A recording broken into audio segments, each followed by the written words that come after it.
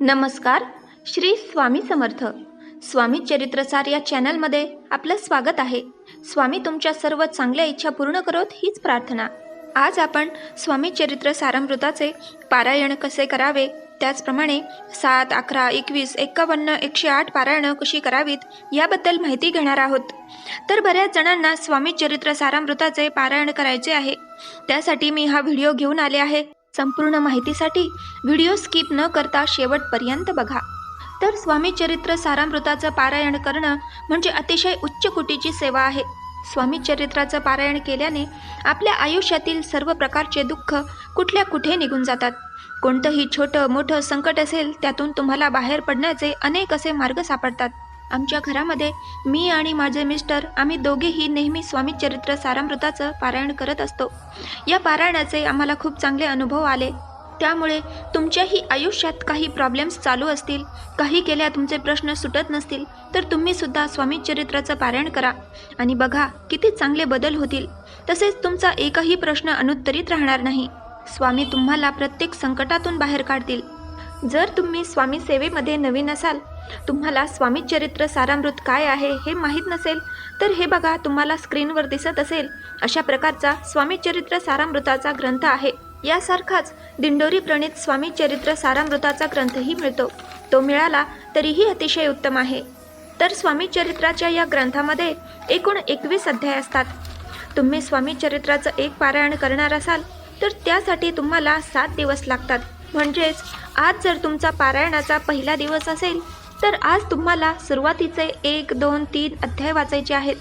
दुसऱ्या दिवशी 4 ते 6 अध्याय, तिसऱ्या दिवशी 7 ते 9 अध्याय असे करून 7 दिवसात 21 अध्याय वाचून पूर्ण होतात आणि तुमचं 7 दिवसात एक पारायण पूर्ण होईल. त्याचप्रमाणे रोजची नित्यसेवासुद्धा अशीच असते. तुम्हाला रोज स्वामी चरित्राचे क्रमशः 3-3 अध्याय वाचायचे असतात. नित्यसेवेविषयीचा याआधी चॅनलवर व्हिडिओ आला आहे, तो तुम्ही चॅनलवर जाऊन बघू शकता. तर आज आपण पारायणाबद्दल बोलत आहोत. तुमच्याही घरामध्ये सारखं आजारपण असेल, पैशाविषयी समस्या असेल, म्हणजे पैसा येतो पण टिकत नसेल, नवरा बायकोमध्ये सारखे वाद होत असतील, सांसारिक अडचणी असतील, मानसिक त्रास असेल, मुलं ऐकत नसतील, चिडचिड करत असतील, म्हणजे मुलांच्या बाबतीतही कुठलेही प्रॉब्लेम्स असतील, या सगळ्या समस्यांवर प्रभावी ठरणारी, मात करणारी एकच गोष्ट आहे आणि ती म्हणजे स्वामी चरित्र सारामृत. याचं पारायण करणं हा यावर एक उपाय आहे. ज्यांनी कुणी स्वामी चरित्राचं पारायण केलं आहे त्यांना त्याचे चांगले अनुभवसुद्धा आले असतील. त्या अनुभवाबद्दल तुम्ही कमेंट करून सांगू शकता, जेणेकरून तुमची कमेंट वाचून बाकीच्यांना प्रेरणा मिळेल की खरंच या ग्रंथाची एवढी प्रचिती आहे आणि ते लोकसुद्धा स्वामी सेवा करू लागतील आणि त्यांना त्यांच्या अडचणीतून मार्ग मिळेल. याचं पुण्यही आपल्यालाच मिळेल. कारण आपण जेव्हा एखादी सेवा सांगतो आणि आपण सांगितलेल्या सेवेमुळे जर कुणी ती सेवा करत असेल आणि त्यांना त्याचा चांगला फरक पडत असेल तर त्याचं पुण्य कुठे ना कुठे आपल्याला मिळत असतं. स्वामी चरित्र सारामृताच्या पारायणाने खूप लोकांचे आयुष्य बदलले आहे. त्याचबरोबर तुम्ही जर स्वामी चरित्राचे 108 पारायण केले तर तुमच्या आयुष्यामध्ये अशक्य गोष्टसुद्धा शक्य होते. काही लोकांना पारायण सुरू केल्याबरोबर सुद्धा अनुभव येतात. कधी कधी आपण कुठलंही पारायण, सेवा, व्रत सुरू केली की आपल्या आयुष्यात खूप संकट, अडथळे येतात. त्यामुळे आपल्याला सुरुवातीच्या काही सेवा या पूर्वजन्मीचे पाप असतील तर ते धुण्यासाठी आपल्या बऱ्याचशा सेवा या आपल्याला रुजू कराव्या लागतात. त्यानंतर त्या सेवा आपल्याला फळ द्यायला लागतात. त्यामुळे अशी अपेक्षा करू नका की आज सेवा केली, आता उद्या लगेच तुमच्या आयुष्यात काहीतरी चमत्कार होईल. आपल्या कष्टाला नशिबाची साथ मिळावी यासाठी आपण ही सेवा करत आहोत. तुम्ही जर रात्रंदिवस झोपून राहिलात, फक्त सेवा करताय आणि तुम्हाला वाटत असेल की तुमच्या हातात कुणीतरी पैसे आणून ठेवेल, तर असं अजिबातच होणार नाही. कष्ट तर आपल्याला करावेच लागणार आहेत, परंतु आपल्या कष्टाला नशिबाची साथही हवी असते. त्यासाठी देवाला विसरू नका. तुम्ही कुठल्याही देवाची सेवा करा, पण मनापासून करा. तुमच्याही आयुष्यामध्ये सुखाचे दिवस आल्याशिवाय राहणार नाहीत. तर स्वामी चरित्र सारामृत ग्रंथ वाचण्यासाठी अतिशय सोपा आहे. मराठी प्राकृत भाषेमध्ये हा येतो, त्यामुळे यातील अध्याय वाचायला खूप वेळ लागत नाही. स्वामी चरित्र वाचण्यासाठी काळ वेळेचं बंधन नसतं. तुम्हाला आज वाटलं तर तुम्ही आजपासून सुद्धा याचं पारायण करायला सुरुवात करू शकता. फक्त याचे काही नियम आहेत जे तुम्हाला पाळावे लागतील. तर स्वामी चरित्राचं पारायण हे एका जागी शांत बसून करावं, म्हणजे रोज एकाच ठिकाणी बसून वाचायचं आहे. जेव्हा तुम्ही 1 पारायण, 21 पारायण, 108 पारायण करताय तर सगळ्यांसाठी नियम सारखेच आहेत. पहिल्या दिवशी तुम्ही जिथे पारायणाला बसाल तिथेच शेवटच्या दिवसापर्यंत त्याच जागी बसून वाचन करा. त्यानंतर तुम्ही किती पारायणाचा संकल्प केला आहे, 1 असो, 11 असो, 21, 51, 108 असेल, तरीही तुम्ही तेवढे दिवस मांसाहार करू नका. समजा तुमच्या घरातले ऐकत नसतील, त्यांना खायचं असेल तर तुम्ही त्यांना बनवून द्या, पण तुम्ही स्वतः खाऊ नका. त्यानंतर वाचायला बसताना स्वच्छ कपडे परिधान करा, काळं वस्त्र घालू नका. त्याचबरोबर सर्वात महत्त्वाचं म्हणजे तुमचं 108 दिवसांचं जरी पारायण असेल तरीही ब्रह्मचर्याचं पालन करावं. त्यानंतर परान्न वर्ज करा, म्हणजेच बाहेरचं खाऊ नका. तुम्ही कांदा लसूण खाऊ शकता, परंतु घरी तुम्ही स्वतः बनवलेलं जेवण जेवा.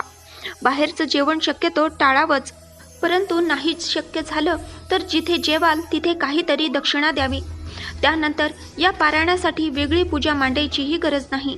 तुमच्या देव्हाऱ्यातच स्वामींची मूर्ती किंवा फोटो तर असेलच, त्या मूर्तीची रोज सकाळ संध्याकाळ आरती करावी. किंवा तुम्हाला पूजा मांडायची असेल तरीही त्यासाठी फार काही लागत नाही. फक्त एका पाटावर वस्त्र अंथरून त्यावर स्वामींची मूर्ती मांडावी. सोबतच नारळ, खडीसाखर ठेवा, जपमाळ ठेवा. स्वामींसाठी एक छोटं भांडं पाण्याने भरून ठेवा. तुम्ही जे काही खाताय तोच नैवेद्य स्वामींना रोज दाखवू शकता. त्यानंतर आपण पाहिलं की एका पारायणासाठी 7 दिवस लागतात. तसंच तुम्ही 1 पारायण एका दिवसातही करू शकता. त्यासाठी तुम्हाला पूर्ण 1 ते 21 अध्याय वाचायचे असतात. 21 अध्याय पूर्ण वाचून होईपर्यंत जागेवरून उठायचं नाही. तुम्ही नवीन असाल तर तुम्हाला 21 अध्याय वाचण्यासाठी 2.5 तास लागतात किंवा 2 तासात सुद्धा पूर्ण होतात. तर अशा प्रकारे तुम्ही 1 दिवसीय पारायणही करू शकता. त्यानंतर तुम्ही 3 दिवसातही 1 पारायण पूर्ण करू शकता. ते कसं, तर पहिल्या दिवशी 1 ते 7 अध्याय, दुसऱ्या दिवशी 8 ते 14 अध्याय आणि तिसऱ्या दिवशी 15 ते 21 अध्याय, असे 3 दिवस 7-7 अध्याय वाचून 1 पारायण पूर्ण करू शकता. तुम्हाला स्वामी चरित्र सारामृताचं पारायण ज्या पद्धतीने करायचं आहे त्या पद्धतीने नियम पाळून करू शकता. तुम्हाला जर 21, 51 किंवा 108 पारायणं करायची असतील तर रोज 1-1 पारायण करून तुम्ही पूर्ण करू शकता. 108 पारायणासाठी जवळपास 3.5 महिन्यांचा काळ लागू शकतो. 108 दिवस तुम्हाला नियमही पाळायचे आहेत. त्याचबरोबर 108 दिवसांचं किंवा 21, 51 दिवसांचं पारायण असेल, मध्येच मासिक धर्म तर साहजिकच येणारच आहे, त्याला आपण काहीच करू शकत नाही. तर तुमचं समजा 21 पारायणांचा संकल्प आहे, 15व्या पारायणानंतर मासिक धर्म आला तर ते 5 दिवस सोडून द्या. या 5 दिवसात फक्त नामस्मरण करा, वाचू नका. आणि नंतर परत 16वं पारायण, 17वं पारायण असं तुम्ही करू शकता. त्याचप्रमाणे जर सुतक आलं तर मात्र परत पहिल्यापासून सुरुवात करावी लागते. त्यानंतर स्वामी चरित्र सारामृताचं पारायण करण्यापूर्वी संकल्प करणं खूप महत्त्वाचं आहे. तुम्ही कशासाठी, किती दिवसांची कोणती सेवा करणार आहात हे सर्व स्वामींना सांगा. संकल्प फक्त पहिल्याच दिवशी करावा आणि माझं पारायण निर्विघ्नपणे पार पडू दे, माझा संकल्प पूर्ण होऊ द्या, अशी स्वामींकडे प्रार्थना करावी. त्याचबरोबर पारायण चालू असताना वाचायला बसण्यासाठी आसन घ्यायचं आहे आणि त्याचबरोबर स्वामींना रोज मुजराही करायचा आहे. त्यानंतर तुमचं जितक्या दिवसांचं पारायण आहे तेवढे दिवस पूर्ण झाल्यानंतर त्याच दिवशी किंवा दुसऱ्या दिवशी उद्यापन करावं. पारायणाचं उद्यापन कसं करायचं यासाठी पुढचा व्हिडिओ येणार आहे. त्यानंतर पारायण चालू असताना ग्रंथ पाटावर ठेवून वाचा, हातात घेऊन वाचू नका. रोज वाचनाला सुरुवात करण्याआधी 11 माळ किंवा 1 माळ श्री स्वामी समर्थ मंत्र जप करा. त्यानंतर एकदा स्वामी स्तवन म्हणा किंवा तारक मंत्र म्हणा. त्यानंतर ग्रंथाला स्वामींना नमस्कार करून पहिल्या अध्यायापासून वाचनाला सुरुवात करावी. तर अशा पद्धतीने तुम्ही अगदी साध्या सोप्या पद्धतीने 1, 7, 21, 11, 51, 108 पारायण करू शकता. तुम्ही फक्त मनापासून सुरुवात करा. ठरवा की मी हे पारायण करणारच, मग कुठलाही अडथळा येऊ द्या, थांबायचं नाही. बघा, तुमचे पारायण झाल्याचे तुम्हाला सुद्धा कळणार नाही. त्यामुळे जास्तीत जास्त सेवा करा. तुम्ही जो 1-1 दिवस स्वामींच्या सेवेमध्ये घालवला तो प्रत्येक दिवस स्वामी तुमचा भरून काढतात. तुम्ही केलेली सेवा ही कधीही वाया जात नाही. आपल्या आयुष्यामध्ये छोटी मोठी परतफेड ही स्वामी करतच असतात.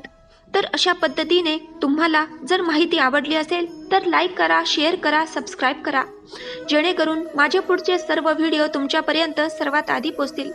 चला तर मग भेटूया पुढच्या व्हिडिओमध्ये. तोपर्यंत श्री स्वामी समर्थ. जय जय स्वामी समर्थ.